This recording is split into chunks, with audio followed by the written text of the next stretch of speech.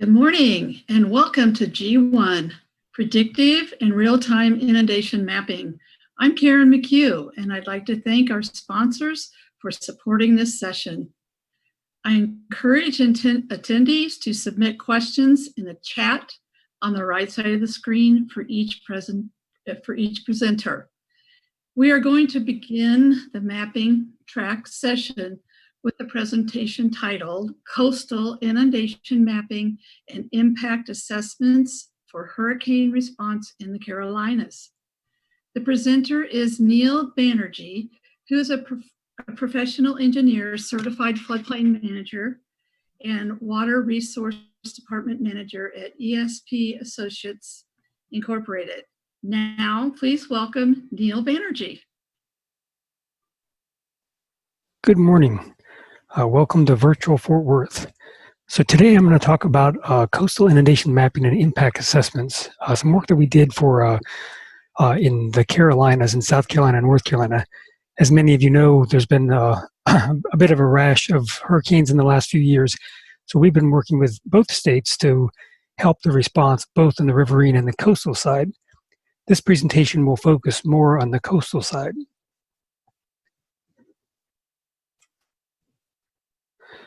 So the agenda for today, I'll give you some background context, kind of the changing tides or what are the need, and then really I'm going to focus on one application called Sarah and show how we use that in the Carolinas, and then just close up with some closing thoughts. So some background context, the American coastline, there's 21 states in the continental United States that have an oceanic coastline, not including the Great Lakes. Depending on how you look at it, 5,100 miles roughly generalized, and if you include all the nooks and crannies, about 54,000 miles. So what the problem, or not really the problem, but one context is people like to live near the coast. So I saw some estimates kind of ranging, but it looks like probably 35% plus or minus of the population lives near the oceanic coast. And that there's a trend of increasing populations in the last decade. So one thing I did wanted to caveat before moving on is I am not a coastal expert. I'm actually more of a riverine kind of person, but with I'll show you the need in the Carolinas for getting more involved in the coastal side. And many of the metrics and data that I'm going to present are just from online research and from data that we're able to get. Again, if it's on the internet, it must be true, right? So some changing tides, we've seen not only has there been a shift towards people moving and visiting the coast, but there's increase in hazards. It seems like it's fair to say the number of extreme events with just record rainfalls or record damages, whether it's statistical or not, it seems to be increasing. There's been talk for a number of years about sea level rise. And so this combination of more people and increasing flood hazard, what that means is more risk. So that directly, that's impacts the people and property, but then there's also, especially in the coastal side, the sort of the quote downstream impacts to the economy, livelihood, and so forth. So here's just a couple screenshots and pictures and photos of that illustrate this. With the increasing storms in the right, some photos from Charleston, where even the king tides are causing more flooding. So it's doesn't even have to be an extreme event. So, with that increased vulnerability and increased risk, there's become more of a need to have tools to better prepare, respond, and reduce these impacts from coastal flooding. And the way I think of it, there's kind of two aspects. There's the long-term end game strategy. So this is where we're trying to better understand these long-term patterns and predict trends, with sea level rise or climate change.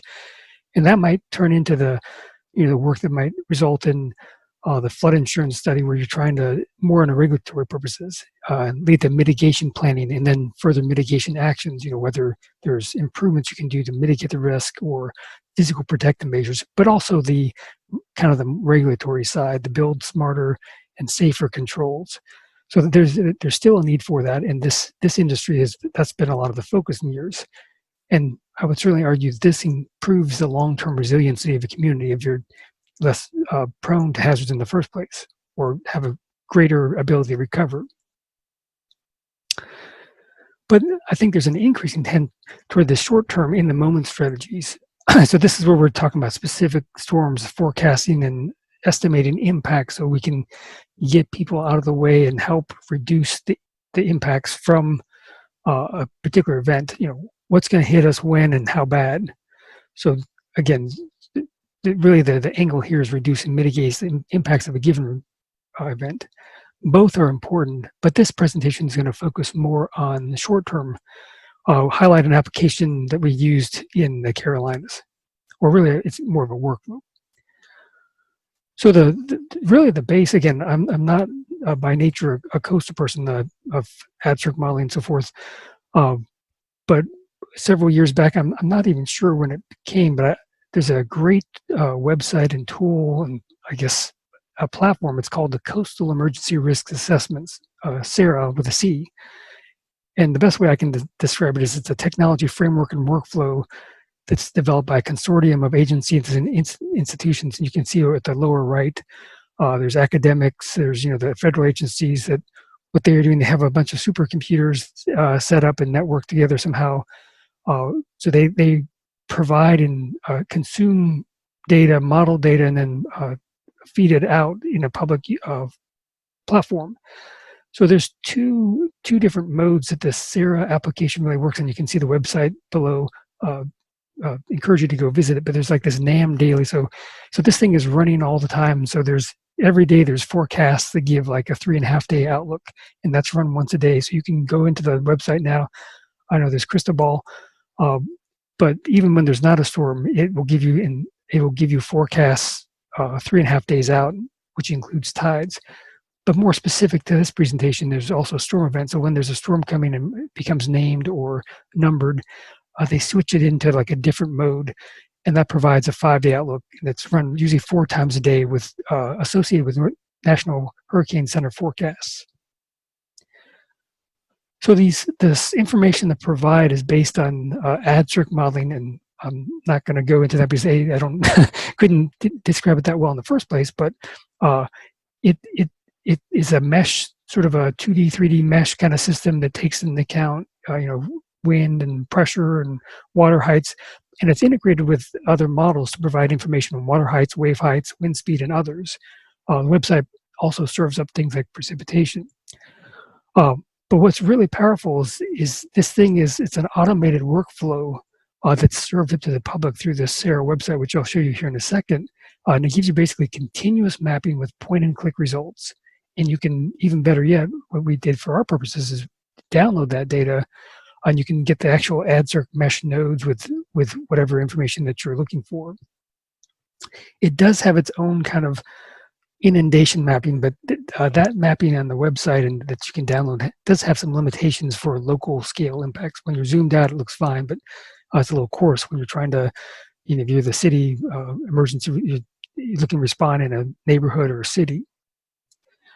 So during the storm, this is taken from their website. You've got the 3 kind of pillars. That is the modeled ad-circ. So that's the thing running on the supercomputers. It takes in all this atmospheric information. Then they've got the tools, the ASGS, which run and somehow magically put all the data together, and then it's fed and visualized on the SARA system. So this is kind of what the website looks like. This is just from a couple of days ago. You can see crystal ball.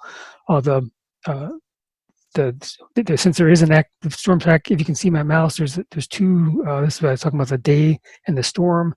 And the wonderful thing about this is they have archived not only recent tracks, like as a hurricane, as the forecast change, you can click on these buttons and go see all the tracks, and then the final, what they call the hindcast. But they've sort of back-populated back to, I believe, like 2015 or 2014. So certainly in the Carolinas, like Hurricane Matthew in 2016, Florence in 2018, they have all this information that they have, I guess, back run. So when you're trying to figure out kind of what happened and how close these forecasts are to actual elevations, it's great data that you can easily see.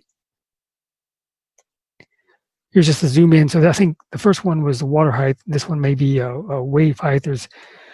And so the point and click, as you can see, if I click anywhere in that colored graph, depending on what you have activated, the height or waves, it'll give you the hydrograph, and you can actually move your cursor up and down, and it'll show you. You can see what's going to happen when, and when is the peak. So it's really powerful. So one thing, just again, going back to the inundation mapping. So this slide's a little bit older, but this is one I took a while, and you can see it's when you get zoomed in, and I don't believe it lets you to zoom in any further than this, but you can see it's a little coarse. So what it's doing, it's identifying adject nodes that are wet, and then it basically connects those. So how did we use this in the Carolinas? So as I mentioned, we've been hit by a number of hurricanes in the last several years, Matthew, Florence, Maria, name goes on and on, but and really most of them have been, what's gotten attention is the rainfall and riverine flooding events. So as part of that, the states, back in 2015 and 2016, when the first ones kind of, the state really wasn't prepared as well to accommodate this, but certainly after the few years, there's been a big effort to develop things to help respond, and the focus has been on the riverine side. So they've taken some different approaches. North Carolina has FIME, and there's been a number of presentations on that, and they do storm event modeling. South Carolina, I think Maria and Jennifer are going to speak to it after this, of storm event 2D modeling. So this gives you that what, where, when, how bad on the riverine side. But we started doing it with Dorian back in September 2019, but trying to enhance the coastal response capabilities. And so Sarah, it seems, it's already giving us the forecast, it's already computing it, so we don't have to run models. The other beautiful thing about it is it covers the full coastline. In fact, it covers the whole Atlantic Gulf Coast. And the information is tied during the storm to the National Hurricane Center track. So it's, everyone's speaking the same language. Sometimes, with the forecast, you have, the global models and Euro models and things that are telling you different things. But this is synced up with, sort of the most common source. So you might say, well, Sarah already does everything you need. But like I mentioned, it really the things that we were trying to refine on, which is the improved flood inundation mapping that can be used at a local scale. And then the second piece is helping identify the impacts and metrics. So that's what roads and buildings and other things will be impacted. So as I said, usually, of course, it'd be nice to think about this before the storm, but usually, things come in crisis mode. Hurricane Dorian is approaching. So we're like, let's see if we can figure out how to work this in with the riverine stuff that we're already doing. So we don't, it's not like we have a fully built system, but we're working on it, but we were able to get value during the storm. So the general workflow that we used to apply Sarah, so how we could use information coming out of Sarah and using it in a meaningful way that we can communicate with, emergency responders in the states and so forth. It was first extract the data from Sarah. So in our case, we're primarily interested in that maximum water height at each forecast. So, when the storm was named and they switched to the storm view, they'd shoot out, here's our forecast, those seamless or those continuous surfaces. And then, the forecast, I can't remember. I think we started integrating and consuming data maybe close to a week before, or maybe 5 days before the actual hurricane hit. So as those forecasts changing, we were rerunning things. So first we extract the data and we do some processes. I'll show you some examples. Then really the key is create a water surface raster that we can use directly for our purposes, intersect that to create a depth raster, and then overlay that depth raster with vulnerable assets, the buildings and roads and other things to identify impacts. So from the data extraction, data can be downloaded as a variety of formats, shapefiles, CSVs, NetCDFs, so forth. You do need to create an account. It's free and quick to be able to download. You'll see a button. At least we were primarily working with the shapefiles and for a while the NetCDF files, but there is good metadata that accompanies it. It explains what the files are, how they're named. They have very long names. One thing to be aware of is the vertical datum is based on the source mesh that it's run on, and so there's different resolutions. And I think what they try to do, depending on where the storm is, they run whatever the highest resolution for that that area. So some are NA mean sea level, others are NA VD 88. Again, the data covers the entire Gulf Coast when you do download. So there's if you download the shape that's shapefile, it's 1.6 million nodes. So as you can imagine, it's a little clunky and cumbersome to work with. So there's a couple ways to do it. There's not like an FTP, like MRMS or NOAA and some other sites. There's FTP, or there's uniform places you just go and grab the data, and it's always named the same. So this doesn't appear to work the same. So during the Dorian, we were just kind of doing it manually, since it's every 6 hours or so. For a while, we were working with Renzi, which is one of the partners, to automate the extractions through their Threads data server. But again, when they're switching from this NAM daily to the storm events, it's not always uniform in the storage and naming conventions. So what we've done more recently is we created a sort of a web scraper. So what it does is it basically mimics the button clicks and points to extract it. So we have that working now. So every twice a day, I think we're having, or 3 times a day, it will go and search, and it will kind of mimic what a person would manually do, and it will download. So that's kind of a cool feature. Excuse me. So this is kind of what the AdCirc mesh looks like. It's all the nodes, and I think the node layout depends on the actual conditions, but it's going to be a bunch of points.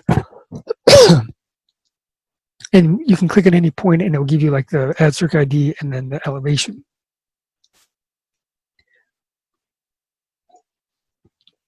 So some of the next step is to create a water surface. So we have a bunch of points that are, you can see that it's more of a mesh, so it's not like a random, it's not a grid, but so a couple of the challenges working with the raw data is it covers the entire Gulf Atlantic and is cumbersome to work with. It may include some non-reporting points where it's assigned like a -9999. And I'm not sure I totally understand how and what activates them, but there's sometimes it does not, it certainly does not cover the extent of land areas that would be inundated based on the elevations, and sometimes there's gaps. And then in the Carolinas, this data was in mean sea level. So there's a number of things we had to work with on the, kind of what we did on the high level is we basically selected out the points just in the Carolinas and removed the non-reporting modes, converted the datum, and then we defined zone extents. And so this was a little kind of a trick that we pulled to say, well, let's leverage all the FEMA data and look for static BFEs and VE zones. So that would primarily show the, dominated by coastal influence. And we used the inverse distance weighting techniques with barriers to kind of interpolation, so to create a seamless thing that covered the full extent of where we needed to show the water surface elevation. So here's just kind of, so the upper left, you can see there's the AdCirc points, the red hatching, that's actually the sort of the zone based on an area that we wanted to actually get, interpolate to based on the FEMA floodplain mapping. Then these lines up here, these are these barriers that we impose, and so some of it did take some iterations to get them to work out, but at the end of the day, it kind of creates this water surface raster that covers, well outside just where the points are, but it constrains, so it hopefully is a much better than trying to do it from the points alone. Once you get the water surface raster, that's really the trickiest part. Then it's the depth raster. So we've created a mosaic DEM of complete coastal Carolina counties from best available data. Fortunately, both states have relatively recent high-resolution data for the entire coast. So we did some resizing because of course, the data came in different flavors and formats, but we figured 20-foot cells was adequate for what we're trying to do and balance covering a good area for the whole coast and being able to process that. And then we just simply create a storm depth raster by subtracting the DEM from that water surface and remove and mask out the cells with negative depths. So here's a little bit what it looks like when you take the points and then you, the blue kind of shows, here's kind of a more zoom in. So you can see, the first graphic I was showing was, the blue interpolates well beyond the points, and then you can come in and point and click. So then the final step is once you have that depth raster, that's a very powerful tool to look at what we can use for um, the impacts. So, one case that we did was for the DOT, we looked at the roadways. So this is the Charleston area. So you can overlay the depth raster and then do some GIS tricks to get the road surfaces, and you can color code them by depth. So when they want to know, have a sense of, again, this is time dated, or there is a time component to this data. So as the forecaster run, so you can use it for both. Hey, this area is going to have a couple feet of water, in 3 days out. So it helps them prepare, either close down roads, move people out, that kind of thing. And you can do the same thing with buildings. So here's just a quick snapshot, where we're taking both SARA data, coastal, and we're integrating, in this case, this is South Carolina with the 2D modeling. We're pulling sort of a combined layer together, and we're getting impacts to buildings. So this again, most of it in Dorian was the forecast. Dorian didn't turn out to be as big of an event as originally forecast, but we were able to roll up metrics on building counts and depths, bridges. We work with the DOT to get all the actual bridge information. So with that, there is an increasing need from our industry to provide information for response to storm events and sea level rise. I think our industry has been largely focused on, the flood insurance studies and that kind of that long-term view. But, now, since we do the modeling and develop the elevations, every time it rains or there's storm surge, it seems like many folks are looking to us to help give them information to help better plan and prepare. So fortunately, there's a lot of great innovations in data technology and work related from these kind of sister industries. I couldn't tell you much about weather forecasting, or again, I'm not a coastal person, but I can see the value that these other folks are doing, and I think it's wonderful that they share. In addition to Sarah, that there's other agencies doing things. A couple great examples is that NOAA has this Now Coast. There's the National Water Model. There's other things that help, where people probably much smarter than I am are going out and they're figuring out ways to capture these large areas. It's just that you have to be aware that it may or may not be appropriate for scalable to a very low level. So here's just a couple of screenshots and web links to the Now Coast. Again, it gives you a lot of the same information, the National Weather Model. I think a lot of folks, where it gives you, again, that's more riverine, but again, the data and tools is out there, and trying to figure out how can you leverage that. What are the limitations to help, states, cities, counties, or your neighborhood respond or recover from disasters. And with that, I'm finished.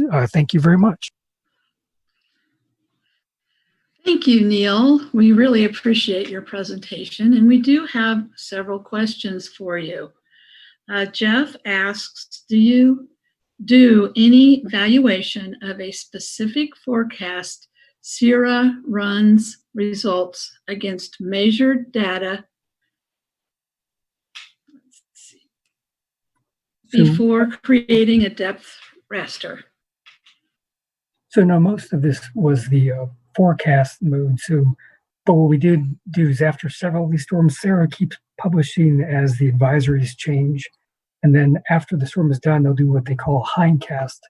And so what we did do, didn't touch on it in the presentation, but we did go back to where there was gauges and see how the predictions compared with actual gauge readings. Some places they were close, and other areas, not as close. But again, we're not, part of what we're trying to do here is we're not involved in the actual predictions themselves. It's just trying to take those predictions and that information from Sarah and make it into a sort of a mappable format that the local communities can see. Great. And Michael asks, could you use real-time depth measurements to increase the accuracy of your prediction? Yeah, certainly. Again, we didn't do that. We did it sort of after the fact, where the NOAA had gauges, or some of the local communities had depth or gauge information, but that wasn't part of the actual automation process. Okay. And Daryl asks, without adding wave effects, max water levels would be underestimated. How does SIRA handle addition of wave effects to ADRIRC water levels overland? So I'm not necessarily a coastal expert, but my understanding is at least some of the SARA runs include the wave effects with Swan and others. So again, we're just taking the data that's being used and predicted by others and primarily mapping that. So just out of what was interesting, when we did do the post-storm follow-up, where we compared the hindcast to the measured events, there were some places where the predictions were lower, and maybe some of that could have been the wave effects, but actually in many cases they were quite close, or in some cases the forecasts were a bit higher. But I think, and again, I'm not 100% sure, but I think there are some level of wave effects accounted for in the SIRA application. Okay, and Dennis asks, will a similar data set come to the West Coast? I'm not aware of one, but I think SIRA is largely it's LSU. We're in Seattle, North Carolina. I think there's several agencies. I'm not aware of one, but certainly I would think it's probably probably others are talking about it. Okay, and have you encountered, if so, can you share your experience trying to calibrate results against rainfall surge and combined events? Yeah, so what we did in the Carolinas, Maria and Jennifer are going to talk about the riverine side, where we were doing 2D modeling during the storm events to kind of figure out the flood elevations and the impacts, and then we were combining it with SIRA. So I'm not sure I would say we were using calibrations, but we were trying to integrate and mosaic that data together so we could see where is that transition from the rain, the rainfall and stream to where it ties into the coastal events. Okay, well, I think we have time for one more question from Jackie. Neal, does SIRA output flood duration, and can you use that in your own outputs? Also, since there is a time component, is there a timestamp on the max water level that is included in your output? So it does have as you may have remembered one of my slides. If you're actually on the application, you can see the full sort of not really the hydrograph, but you can see the full flow, and you can move the cursor. When you download it, there's actually several formats. We were pulling the shapefiles, which I had the maximum elevation, and I think they were timestamped. But even if they weren't, they provide netcdf files and JSON files, which do have all that. So quick answer is yes, but we didn't necessarily do that as part of this. Okay, very good. All right, thank you, Neal. The next presentation is titled Interactive and Real-Time Flood Inundation Mapping on Client-Side Web Systems. The presenter is Ibrahim Demir, who is an assistant professor at the University of Iowa. Now, please welcome Ibrahim. Thank you. Hi, my name is Ibrahim Demir. I'm an assistant professor at the University of Iowa. I'd like to present today an interactive and real-time flood inundation mapping on client-side web systems. Flood maps are critical for disaster risk management. They are used in planning, preparedness, response, recovery, and mitigation efforts. Some of the use cases that benefit from flood maps are damage and loss estimation, as in the case of hazards, understanding the vulnerability of communities, the resilience, connecting the flood maps with demographics, census data, and other social aspects of the disasters. Also, routing and evacuation studies are also benefiting from flood maps. Traditional approach for flood mapping includes physical models, hydraulic and hydrological models with 1D or 2D approaches. Definitely it requires technical expertise to set up and run these models. It often involves large-scale data and surveys. And depending on the resolution and the scale of the study, it requires extensive computational resources. And all these activities are mostly happening on desktop or GIS systems. So it requires software installation, managing the software, updates, and also licensing fees. So this creates definitely many challenges in generating flood inundation maps. With limited customization, often these maps are generated for regulatory purposes or for custom studies. All these efforts that requires to generate these maps makes it limited to customize for changing conditions or mitigation efforts, especially on operational use cases like response and recovery.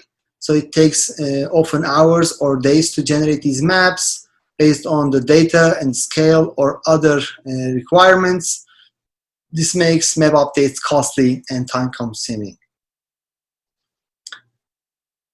With the improvements in computational capabilities in web-based systems, also the operational needs requires interactive, real-time, and scenario-based mapping. In this approach,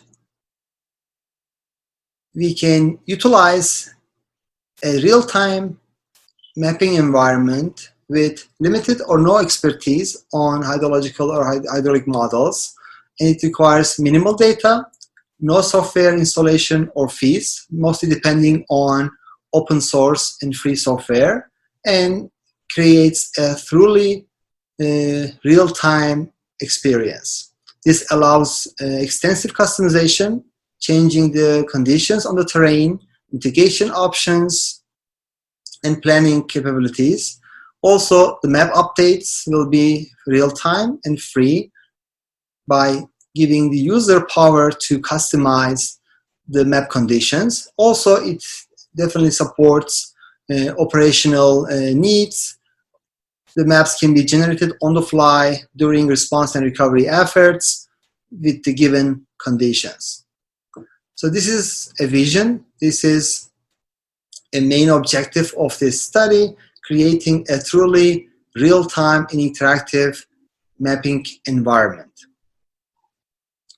So with that, we have to choose a relatively simpler approach for generating these maps. There are several models and approaches available to generate maps using a relatively simpler approach compared to complex hydrological or hydraulic modeling capabilities. One example here actually we selected for our study is HAND, height above nearest drainage, is a low complexity hydrological terrain analysis approach recently introduced for hydrological and flood related studies.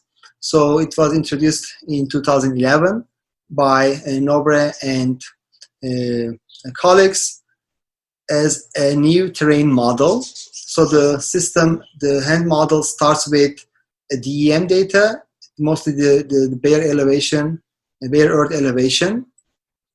From there, it generates the drainage directions, the flow directions, and drainage area and subcatchment information, and generates a HAND model where users can select the amount of water in the drainage channels to generate flood inundation maps.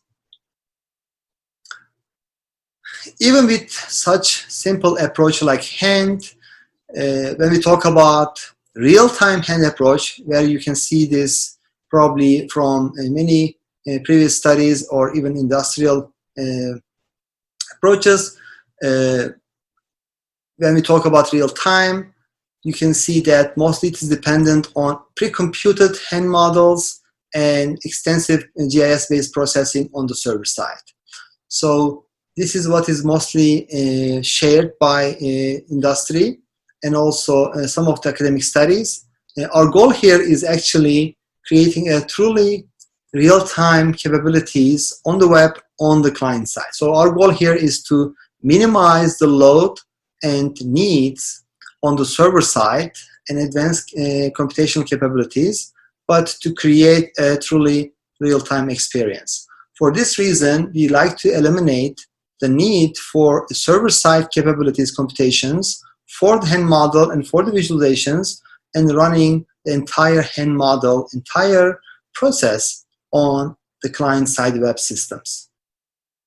So starting with an elevation data, our framework will run the entire hand model on the web, on the client side, generate flood inundation maps, and visualize them on a map environment. So before going into details of the hand model running entirely on the web, I'd like to talk about some recent developments in web technologies. We were actually celebrating last year in 2019 the 30th anniversary of web, where we have seen significant improvements over the last 30 years. I'd like to highlight some of the recent web technologies and standards that will be supporting this change. So with web technologies like WebGL and WebGPU, users are able to access graphics libraries and GPU acceleration, allowing them to run models analysis utilizing the entire power of graphical processing units. By using WebAssembly, we can run desktop level languages like C++ or Rust and access the native performance of these languages on the web. And now web starts to support augmented and virtual reality through WebXR and WebVR libraries. WebCL is another computational library accessing the true power of CPUs and creating a computational environment. And with web workers, we can run multiple processes in parallel in the web. And with the WebSQL and the web storage standards and libraries, we can create large-scale data applications and visualizations on the web and keep the entire data over the client side inside the browser or inside the session. So this helps us to create offline applications and large-scale data capabilities directly on the web. So these are some of the capabilities that brings us desktop-level power, computation, and data analysis capabilities on the web. Coming back to real-time hand mapping, we are actually, in this framework, we are utilizing web workers, also with WebAssembly, and using the parallel computation on the web for the analysis of hand model.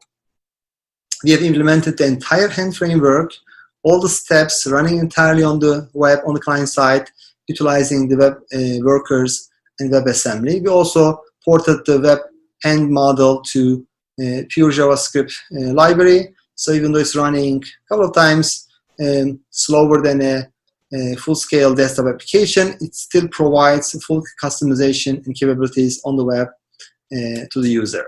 So once you have such framework on the web, we can utilize further customizations and flexibility for the user. So this gives us modifications on the train. We can resample and work with various different resolutions on the web. We can generate flood maps at 1 meter resolution up to 50 or 100 meter resolutions. We can resample the data on the fly. Also, we can implement mitigation options like creating a levee along the river or elevating a structure, sandbagging around a building can all be done in real time on the web using the terrain modification tools. So this is for the pre-processing step. And for the post-processing step, once we generated the hand inundation maps, now we can connect damage and loss estimation using HAZES. So in a recent study, we have ported the entire HAZES capability for flood loss and damage estimation to the web systems. So we can easily integrate with that to generate loss and damage estimation for the inundation maps generated by the hand on the web, where we have the full power and full customization for the terrain and mitigation efforts. And similarly, this allows us to connect with routing and evacuation analysis, which we worked recently in one of the first examples in the slides. So you can also see which roads will be affected from the inundation maps generated by hand. And finally, the risk analysis and demographics can be integrated to the system as well, which will give us the vulnerability and resilience of communities based on the inundation map generated by the system. So this will be our post-processing and data analytics component that will be benefiting from this real-time mapping system. So this is the entire picture, starting from just the elevation data. We can mitigate, we can implement mitigation efforts into our terrain. We can modify the terrain, elevate and reduce the elevation in different areas. We can resample data to create different resolutions. And then we can run the entire hand model on the web and generate the flood extent and use that for secondary analysis on the data analytics component.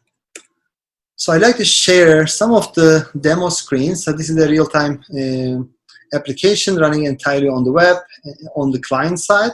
So I'd like to start showing you some of the screens. I also will share some of the real-time videos of the demo as well.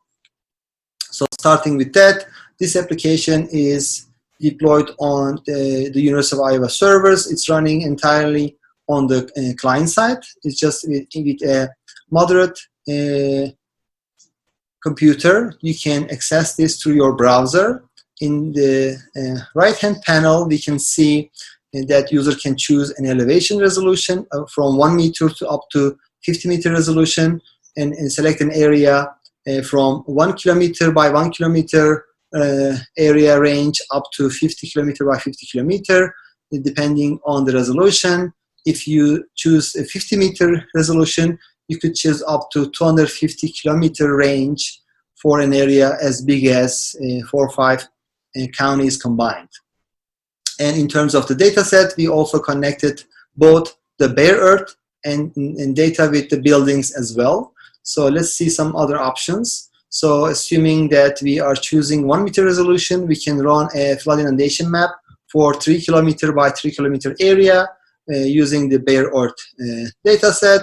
We can click and load the data for this area. This is Cedar Rapids, Iowa, downtown. You can see the Iowa River and all the tributaries and the information visible on the map environment. We are using Google Maps API for creating this interactive environment.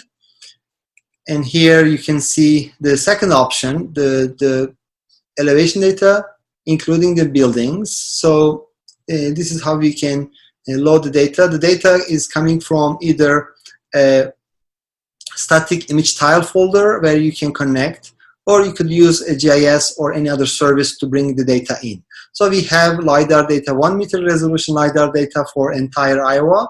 So we are utilizing the GIS service to access this data set, but we also created an entirely offline version of the system using the image tiles from a folder instead of a GIS service. And this application can be bundled into a package where you can access offline and run it on your mobile devices as well.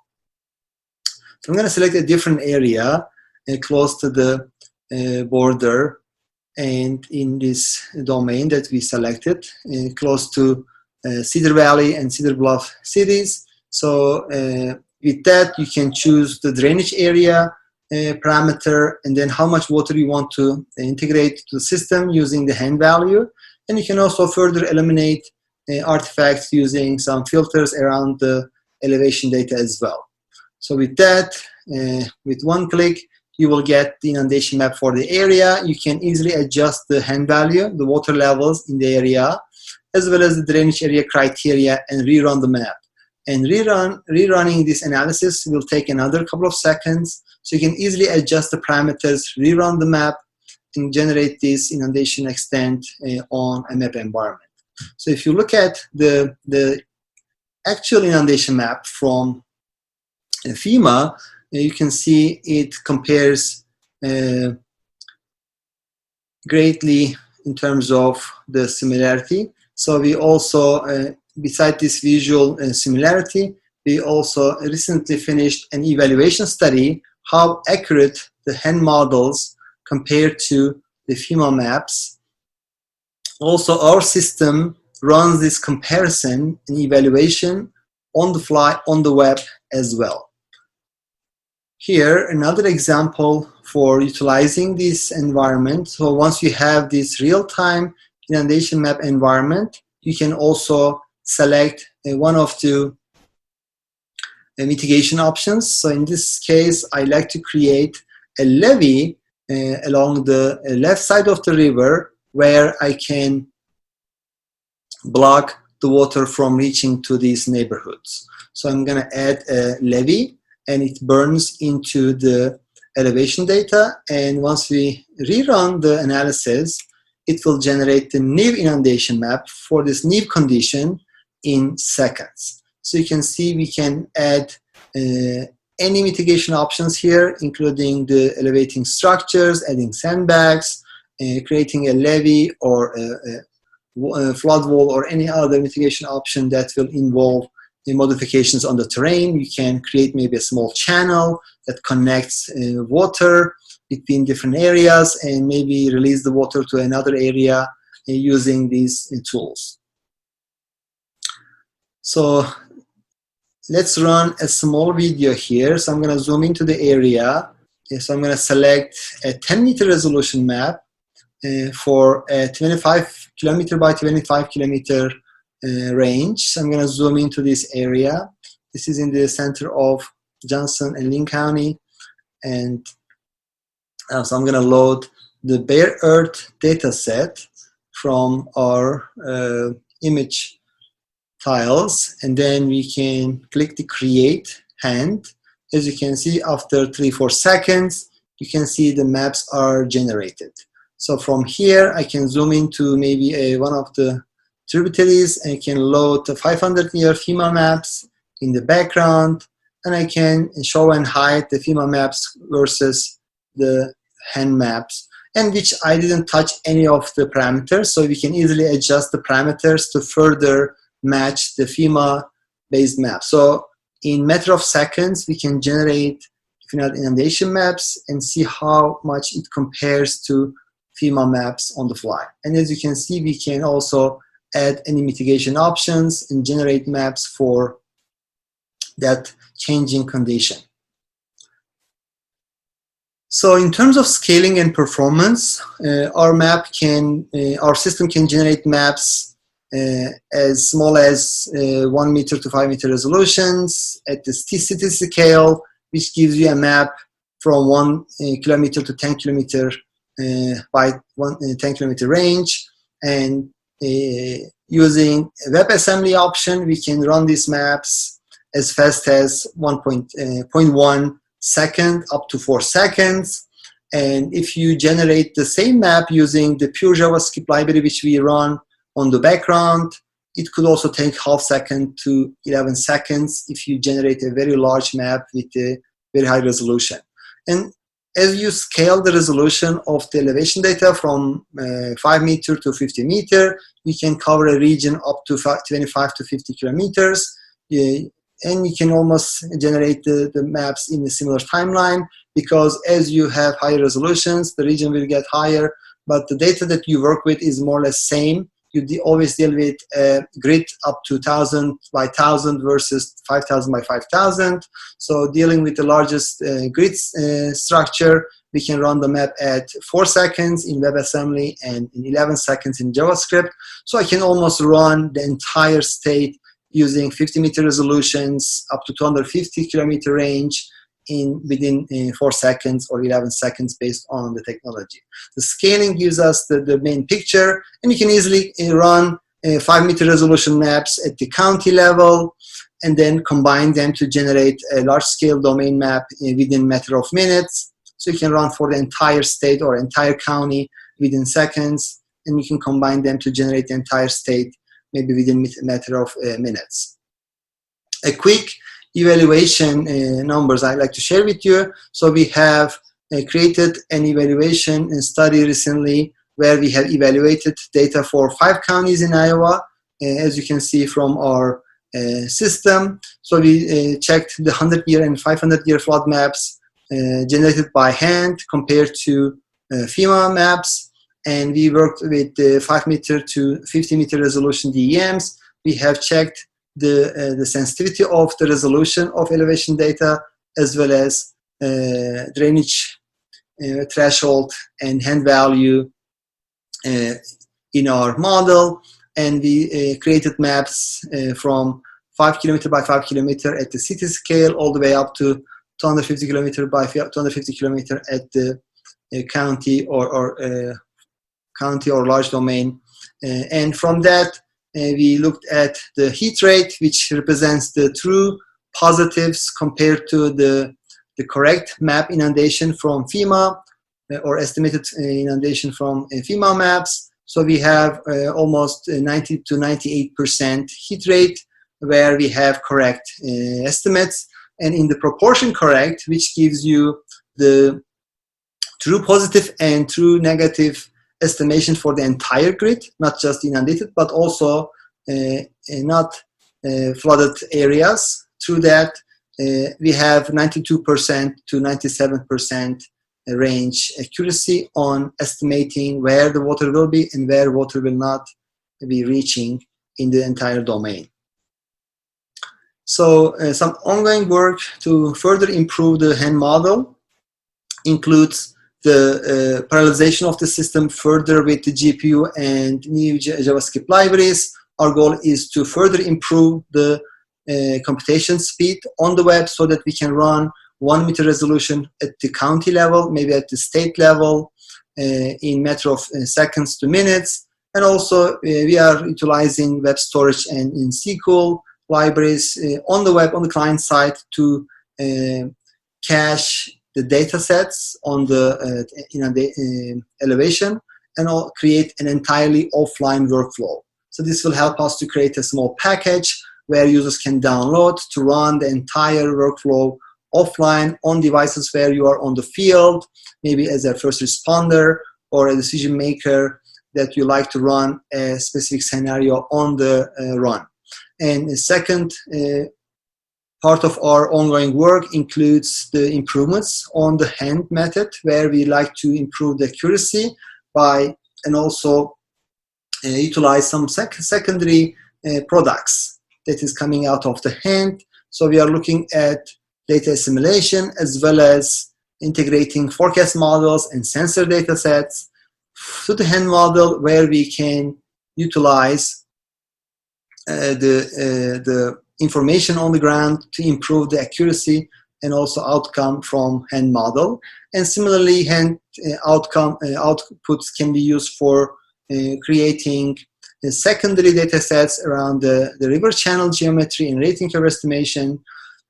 So we are looking into hopefully improving the hand accuracy and creating secondary information from hand. With that, I'd like to conclude my talk. So I'll be happy to answer any questions. Thank you. Thank you, Ibrahim. We really appreciate your presentation, and we do have several questions. The first one is from Neal, and she asks, does hand model take drainage network into account? Yes, so drainage network calculation is actually the part of the process. So hand model starts with the elevation data, generates the flow directions, and then it creates the drainage network to calculate the maps. Very good. And this is from Siva. How does hand get from rainfall to runoff to inundation? So hand model doesn't use the rainfall information as it is, but it starts from the elevation to generate the flow directions and find the drainage network and generates the map.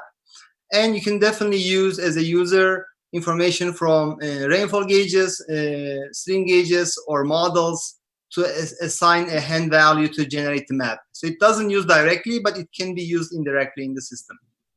Okay. And Jake asks, the user interface seems clunky. Is there any plan to make it more user-friendly in the future for the general public? Also, can units be changed to English system? Sure. So the interface is mostly focusing on right now for advanced users, decision makers, floodplain managers. But we are planning to release the system for general public as well as a part of larger operational information systems. So it will be updated both in the interface for user experience and also in the units. Okay. And Jake again wants to know, what depth threshold does the model use to display inundation limits? Yes, so the system accepts a couple of parameters. It's all flexible and available in the system, so you can adjust the drainage thresholds, the depth that you assign to the system. It generates the maps based on these inputs. So you can easily adjust these parameters on the interface. Right now, we are using numbers close to 4 square kilometers, but you can easily adjust that number based on your experience on the watershed. Okay, and where do I find contact information of presenter to ask questions later offline? Yeah, so my actual email is available on the last slide on the video, or if you can access the video again, you can see from there. But also you can search my name, Ibrahim Demir, at the University of Iowa. You can find my website or group website. And it's also available at hydroinformatics.uiowa.edu. It's my lab's website.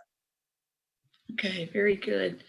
And Annie, can your mapping system or hand be applied to coastal flood inundation? And is the real-time inundation mapping stored for rewinding review or past time condition? So the map system actually depends entirely on the elevation data. So if you have good elevation information about the coastal area, it can also generate maps. And in terms of the storing, so the maps are generated in the web interface, and it can be saved as a raster file, image file, a raster file, or the data itself is accessible, so you can easily save the depth raster as well. And can you add stream gauge information into the hand model? Yes, so right now we are assigning a single value for the hand model depth, but you can easily connect to USGS or other stream gauge information. You can adjust the water levels based on sensors or forecast models. Okay. And Nikki wants to know if you can reshare the link for your model. Yeah, so if you go to hydroinformatics.uiowa.edu, you can see the information about the model. We just released one paper on the evaluation of hand model, and we are working on another for the availability of the system itself. Okay. And Yao says, great talk. Can you talk about advancements in web technology, enable the application of cloud computing and parallel computing? Yes, so as I outlined in the talk, there are a couple of technologies, web technologies recently emerged that helps us to enable such large-scale analysis on the web.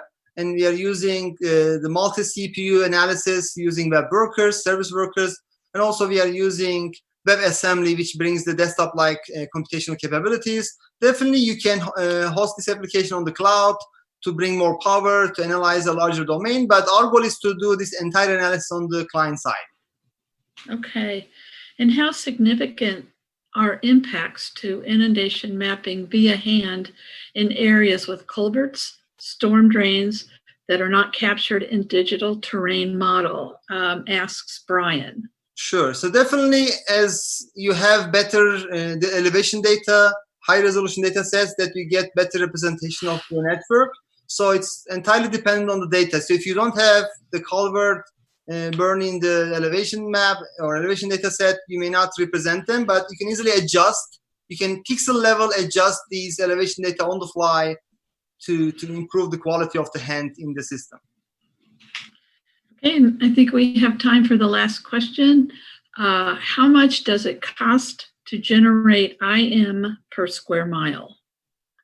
So the system itself entirely runs on the website and in the client-side system, so you don't have any server-side cost. It's not running on cloud or a computational server. It's entirely running on your own machine, and it can generate 1 meter resolution maps at any size in matter of seconds. So you don't need to really have, I mean, you will not have any major cost. You just need to bring in the data, which you can get from state or federal sources, and you can run the analysis on the fly on your own machine. And you have the full flexibility to change the maps as you like.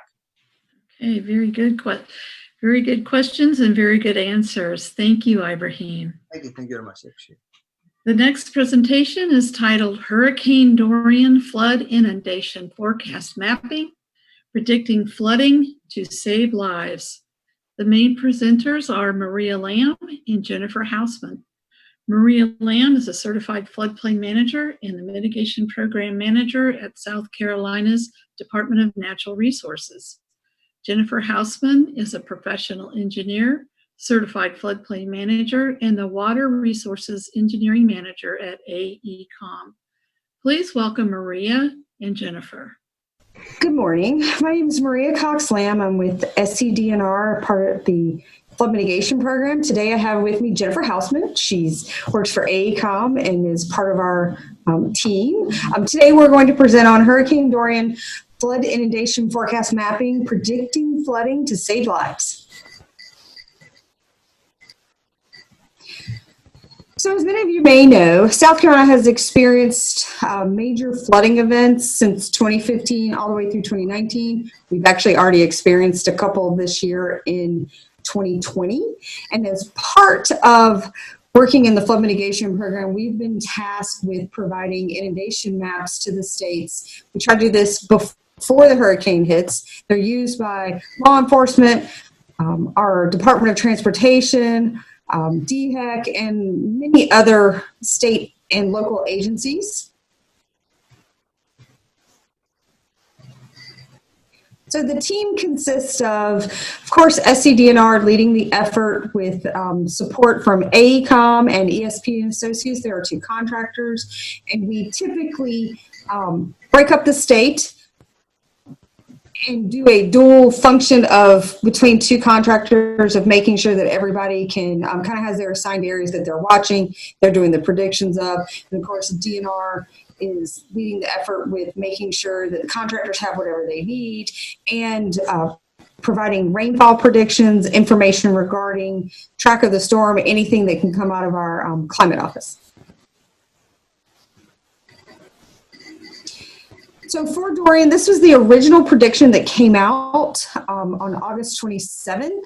It looked like it was headed towards Florida and we were going to take a miss.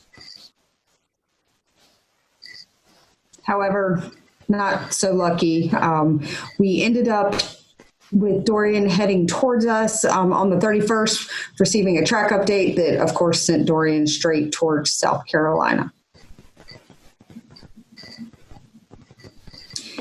In the end, this is what Dorian's path was. I think as most people know, Dorian was a storm that seemed to not know exactly where it wanted to go and was not going anywhere very fast. So Dorian took forever. We were dealing with a lot of changes in the track, a lot of changes in the forecast, and that affected our ability to put predictions out ahead of the storm. Thank you, Maria. I'm just going to take over. So for my part of the presentation, I'll be discussing the process that we use to create these inundation maps. First, as a group, we have daily, sometimes multiple times a day, all hand calls. In these calls, we talk about potential, the rainfall predictions, the pathway of the storm. We decide which models to run and their duration. For modeling, we do HEC-HMS, which is the hydrology, and we have to do the hydrology. We use the excess precipitation from that, and then we put that information into the 2D HEC-RAS hydraulic model, and we run that model, and then we get results that we can provide to the state, such as water, the depth of the water, and water surface elevation rasters, velocity grids. We can also provide like polygon boundaries showing the extent of the flooding. So this was, for our group at AECOM, personally, this was our first time working on a hurricane response. It's really all hands on deck situation. And the timeline, we're monitoring the storm around August 24th. And then around Thursday, the 29th, is when we started having initial phone calls with SCDNR. The money was not greenlit yet, but it was still pertinent to assess the situation, assess our modeling capabilities, including the Georgia LIDAR data. And so ironically enough, we started really working on Labor Day weekend. And then we continued that through the week. So really the bulk of the work was done around Monday, September 2nd through Saturday, September 7th. We had daily phone calls. We determined what information we need to insert into the models. And it was long days and late nights. And since Hurricane Dorian shifted pathways multiple times, sometimes we would work on things such as we would work on modeling till 1:30 in the morning, and I still remember by the next morning that information was not necessary anymore because the hurricane shifted. So it was a challenge to try and get ahead of the storm because it kept moving around so much. And then this is the rainfall. This is the step one when we have our calls. There isn't one specific data source we're looking at when we're going over this information and deciding what rainfall events to insert into the hydrology and hydraulic models. We look at the GFS, the Global Forecast System, and the European medium range weather forecast models. What we've noticed, and it won't always be the case for this, but just in the past, we've noticed that the GFS seems to be a little more accurate as far as the amount of rainfall, while the European model tends to be more accurate as far as the pathway. So it's just these are just some of the things we kind of look at and analyze. And this was actually this was the total rainfall that was estimated through Saturday, September 6th. And this is one of the later ones as well. This was issued September 5th, and this was the total rainfall. And I wanted to show this slide because, as you can see, as expected, there was more rainfall that hit the coast, and as you went farther inland, it decreased. The challenging part as far as for the modeling aspect is, since we do not have variable rainfall yet in HECRAS, we're waiting on version 5.1. We could do multiple meshes in the model, which we did, but that's very time consuming. And so it's best to do just one mesh. And by doing one mesh, the difficulty is that the hydrologic watersheds are more diagonal. And so you can see towards the bottom of the coast, you're going to get like 10, 15 inches, but maybe at the upstream part of the model, you're going to get maybe 8 inches or 5 inches. And so we tried to err on the side of caution, and we always want to be a little potentially conservative, a little too high than too low. But this is just some of the information that we have to consider for the rainfall when running the models and modeling. So this is the hydrology. This is the HEC-HMS that we have to do. We have to do this in order to insert this data into the hydrology or hydraulics because it is a rain on grid. So this watershed delineation is actually a little PD watershed. And then we calculate the curve number using land use and soil type and precipitation data. And this gets us our excess precipitation. And for our hydraulic model, we use HECRAS version 5.0.7. This is from the core. It performs 1D and 2D modeling. It creates some new and exciting information. It gives us peak flow, water surface elevations, the depth grids. It's also very useful in areas that are very coastal. It helps with the direction of flow. Sometimes it can be difficult to determine that. If you see on the screen, there's these little tiny white, little lines, and that actually, you can play it as a video and actually will show the direction of flow. And this picture is of Charleston.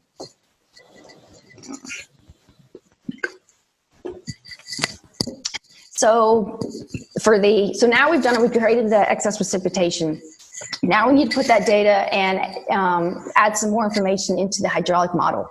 So for the mesh and the break lines on the left, that mesh is kind of the grayish picture. There's a lot of small cells. I believe for this model is probably 200 by 200 feet. And the break lines are kind of the reddish lines. They're basically the streets and roads. And this information is important because it affects the direction of flow. And then for terrain is very important for 2D models. It's good to have, you need to have high quality terrain. And luckily we do from SCDNR. They have LiDAR data that's easy to download and available on their website. And then Mannington value is one of the biggest impacts that we noticed when we're modeling. It significantly affects the model almost more than anything else. And so for Mannington value, it affects the speed, and for the very swampy coastal areas, the water sits for long periods of time. This is what we've noticed in gauge analysis. So you normally have to increase the Mannington values. And it's another factor, as I mentioned, we have to do the hydrology. This would be an output for the HEC HMS model, for the excess rainfall, for depth, and then boundary conditions. These can be various things. We have to just look at different influences of the model, such as gauges. We also look at peak fluid potential stream stats, and then also Sierra, which is a coastal website, and it also shows predictions. And I was going to show that on the next slide. This is just an example. This is also around Charleston area. You can go to the Sierra website and you can click on it and it'll show these oscillations.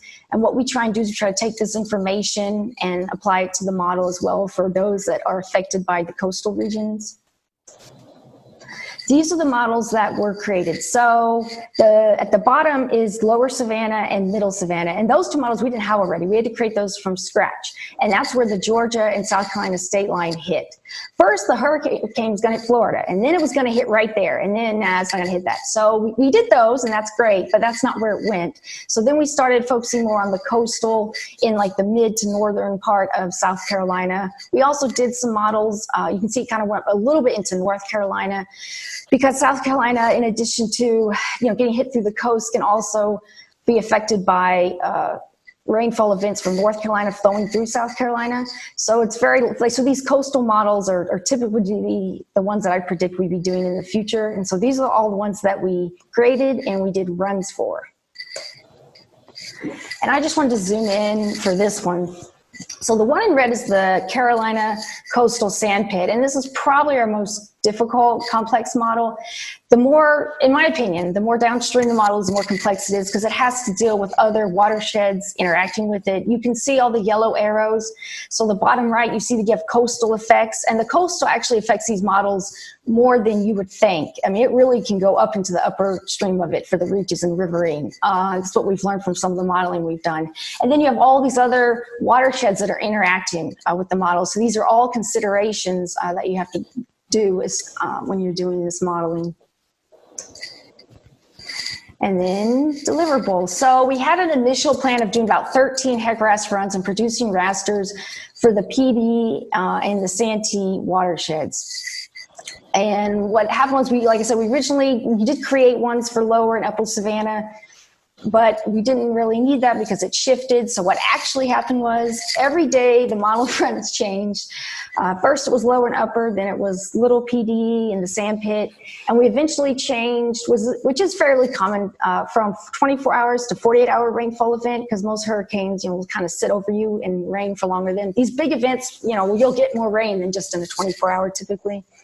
And we also use the effective 100-year maps. We use this information as a go-by when we're trying to create some of the modeling. And it's helpful because this stuff already exists to the communities. So it's a great go-by to use. And we end up doing about 15 to 17 HEC RAS runs. We submitted the water surface elevation grids and the depth grids, how deep the water is, to SCDNR via WeTransfer, which is a free website. And you can submit about 2 gigabytes of data. And this is just an example. This is once again for the Carolina Carolina sand pit. You can see this is for water surface elevation. It's no surprise that the darker green is more towards like the downstream end, which is going to have the lower water surface elevations as you go towards the coast, versus the upstream end has a little more brighter colors, the reds and stuff. This is a 11-inch rainfall event over 48 hours. And this is just over aerials. This is now the depth, the water depth grid. The darker blues up to, looks like 15 feet. This is also a sand pit. And this is just another product that we provide the state. If you zoom in on the rasters, like if you bring this into GIS, you could info it and you could get the depth at multiple locations, and it's going to be really useful. And so this was what we did we've learned from past events with Hurricane Florence that it's important because HECRAS is a rain-on grid. So because it is a rain-on grid, it will actually give you a flood value at every single cell. Well, it can be difficult unless you actually have the grids yourself and have a numeric value, it can be difficult. You can look at it and think your whole house is underwater when in reality only may be like an inch. So what we've tried to do is we try to focus more on the flooding from the main streams and the tributaries, because that's really where the damage is going to come from. And so in order to not give the public too much information, we don't want to throw too much out there.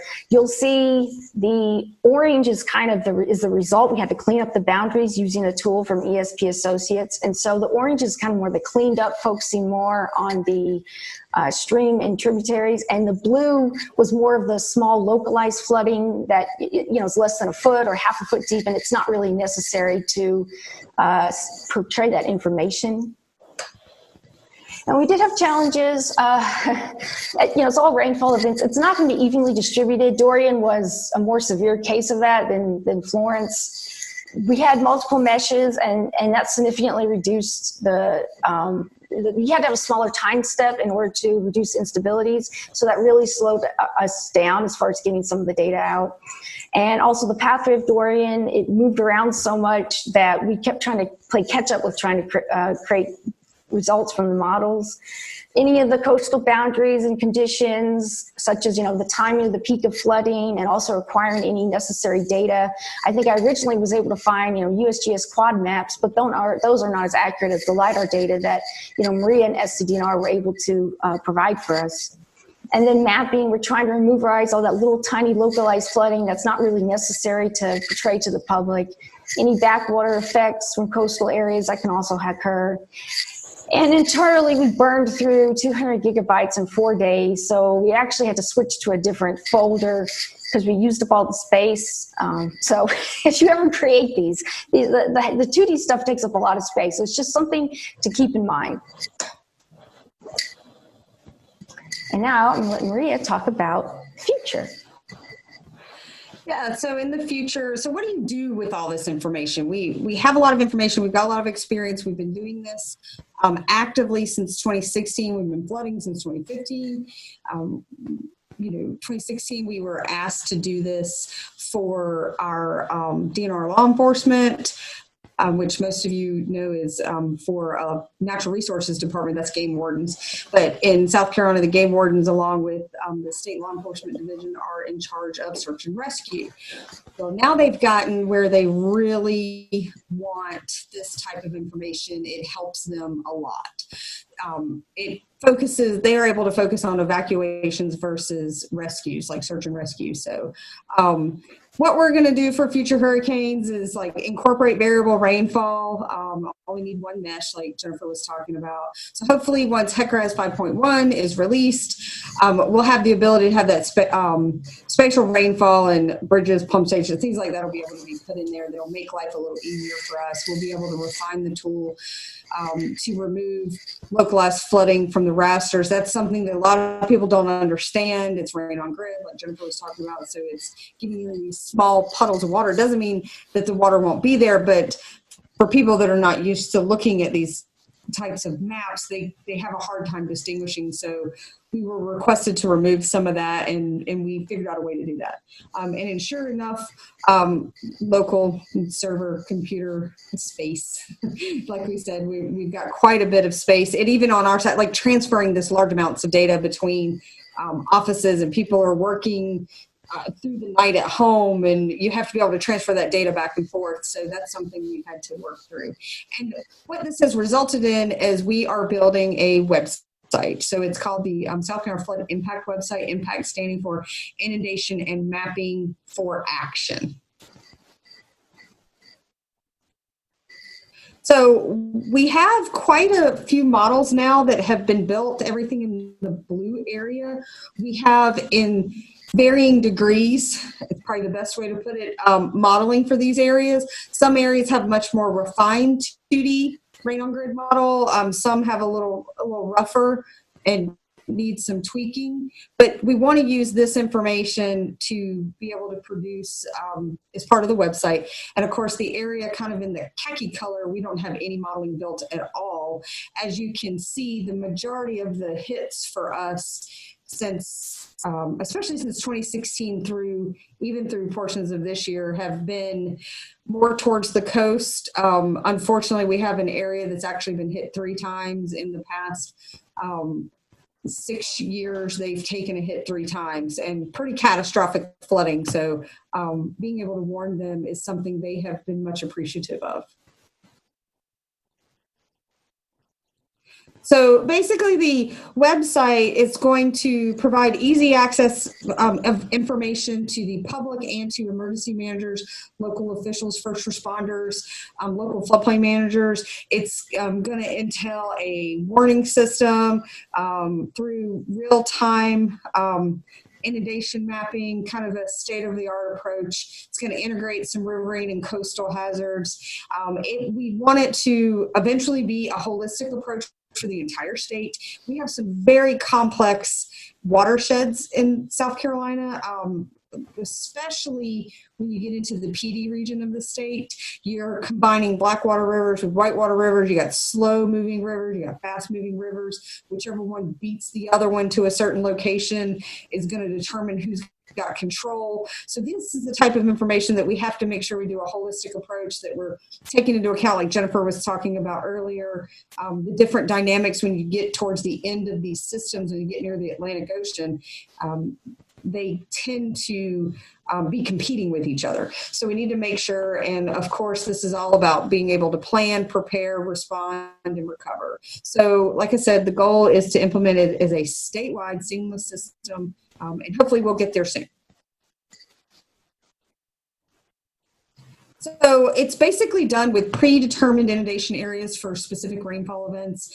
Basically building like a library. It will take the predetermined inundation mapping, use data that's captured while things are happening in real time, and then the system will then pull the appropriate map that should be displayed on the website. So pre-running all of this keeps all of us from having to do this on the fly. It's very difficult to do on the fly. I think the general public and a lot of people that don't do this type of work don't understand how hard this is and how many times you have to change. Like Jennifer was talking about, you work all day on something or hours on it, and then you just to be told to run it again. So if we pre-run a determined series of basically flood frequencies and events, we can then have the smart part of the system know what to pull based off of what's happening in real time from certain parameters that we set. Now, of course, we happen to be a state that has less gauges. We are not gauge heavy in our state. More gauges would yield greater precision. And of course, it's always important. We have to preach this. Precipitation frequency intervals do not directly correlate to flood frequency intervals, so it's hard for the general public to understand that a 1,000-year rainfall frequency interval is not the same. It's not always going to produce a 1,000-year flood frequency interval. So that's been a hard thing for us to get people to understand, and that varies. Dorian was a prime example of how much that can vary between watersheds. We all see it. It could be raining at your house and not raining at your friend's house down the street. So part of that is part of this website too, to help people understand that all of this interconnects, but it doesn't mean you get the same impact everywhere.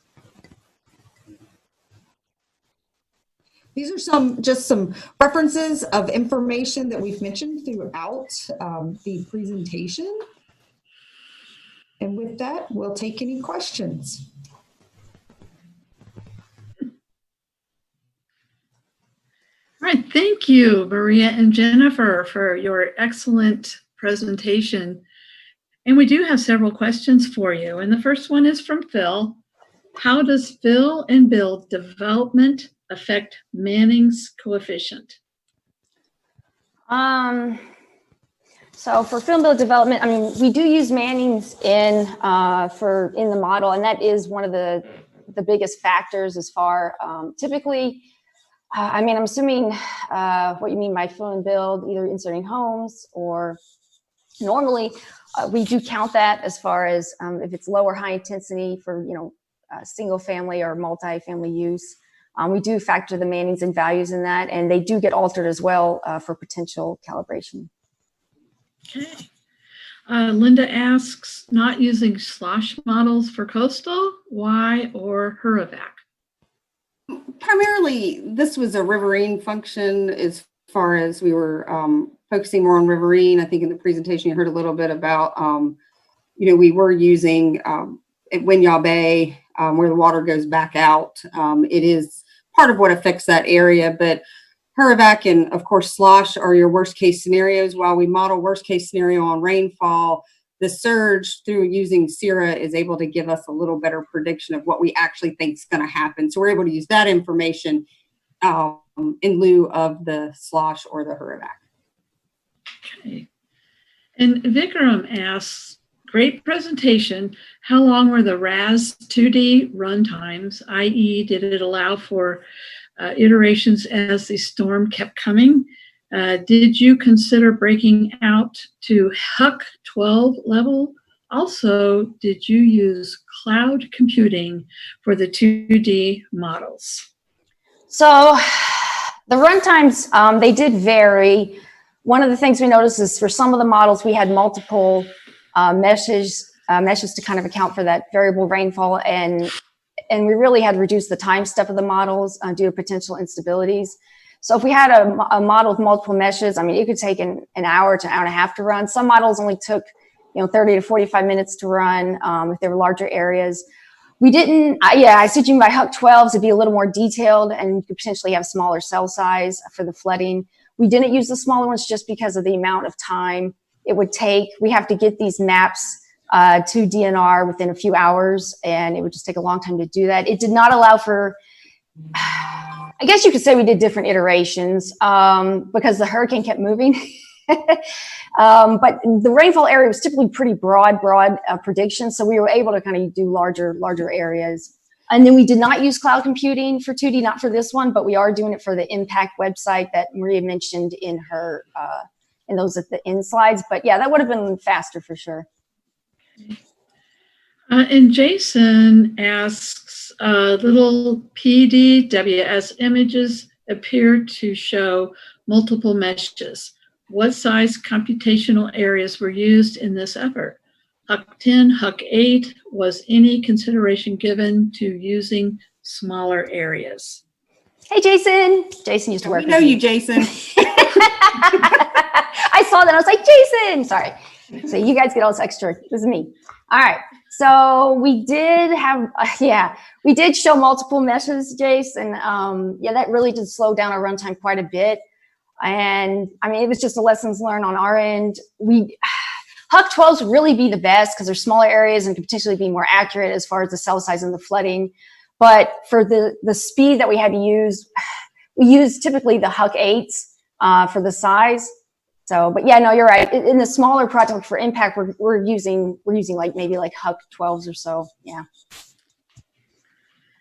Okay, and Phil asks, how do you figure impervious surface into flooding, as we know development impervious surface contributes to runoff far more than undeveloped land?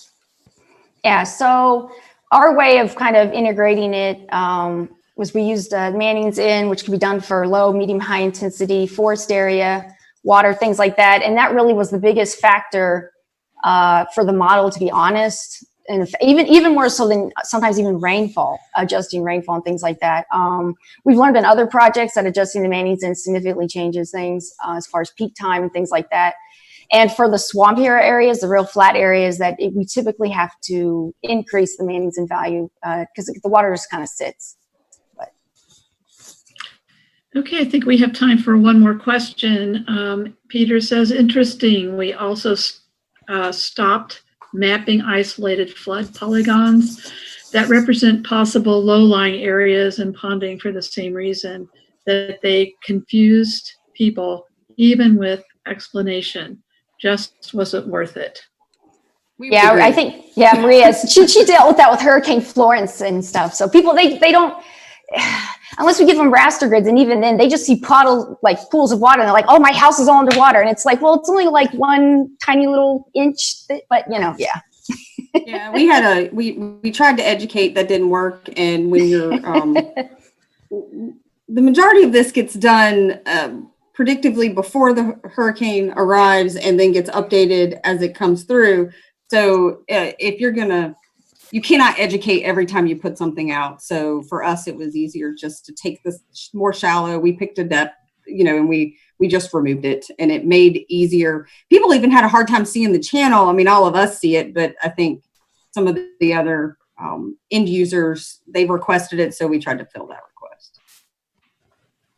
Okay, very good. And thank you again, Maria and Jennifer, for the great presentation. And I'd like to thank the sponsors again, and please enjoy visiting the exhibit hall during the break. And I hope to see you during the final plenary session from 11 a.m. to 12:30 p.m. Thank you.